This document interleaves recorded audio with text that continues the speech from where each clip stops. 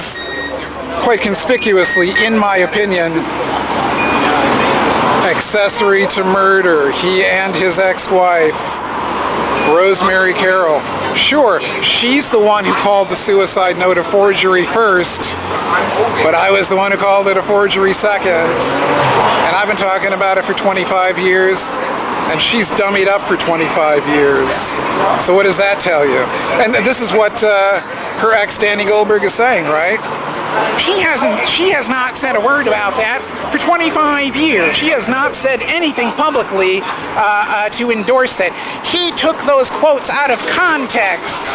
Speaking of the private investigator in the situation, Tommy Grant, right? He took those quotes out of context and he put them up on the internet. What quotes out of context? The suicide note was traced or forged. It was a pastiche of things he had said. Cheerleaders are shallow. Yeah. Essentially quotations. And again, like Goldberg says, it's all over the internet. It's never going to go away. So how's he going to get away with lying about that? How can you take something like that out of context? You cannot. But Goldberg says, Tom Grant's a liar, and he took advantage of my wife at her, he took advantage of us at the moment we were grieving because we lost someone we loved. What the hell does he expect a private investigator to do? He's investigating his disappearance, his death, his murder. He's not going to talk to his lawyer? You look at his ad in the Yellow Pages, it's got surveillance and etc. all over it.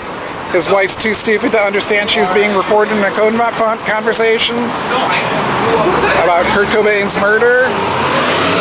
She ain't that dumb. But Danny Goldberg thinks that you're that dumb.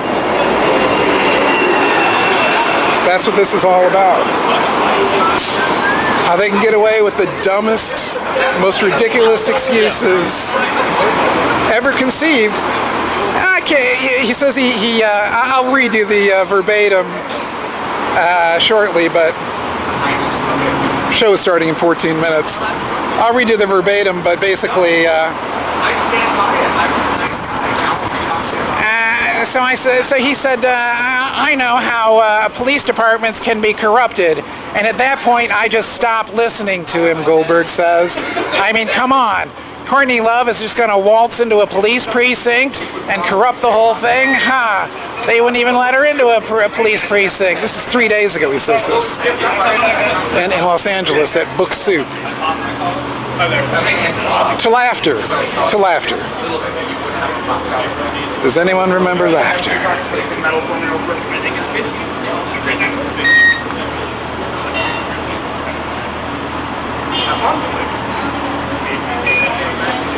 Gosh darned LED display.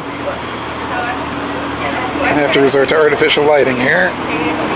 Darn it. The pressure from a tiny cult of conspiracy buffs who cling to the murder theory, but a few of them remained convinced that Kurt was murdered. Krist agrees with me that such theories are absurd. He feels that his friend was never the same after the OD in Rome, and that, quote, something affected his brain, end quote. He sees a lot of forethought in Kurt's final days, even indulging his choice of a small gauge shotgun.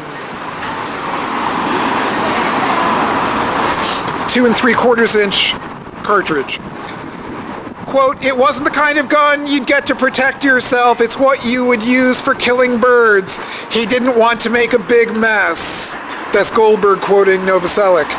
Using a phrase he employed previously to describe Kurt relative to his art, Krist concluded bitterly, Kurt was a planner. End of chapter, called The Downward Spiral, and then it's on to Aftermath. And having looked through this for about 20 minutes, the only other interesting thing I see is a supposed meeting with David Geffen that supposedly occurred at his Malibu beach house. And Kurt's reaction to that was simply, oh, he was different from what I expected. And this was during the controversy over the in utero business.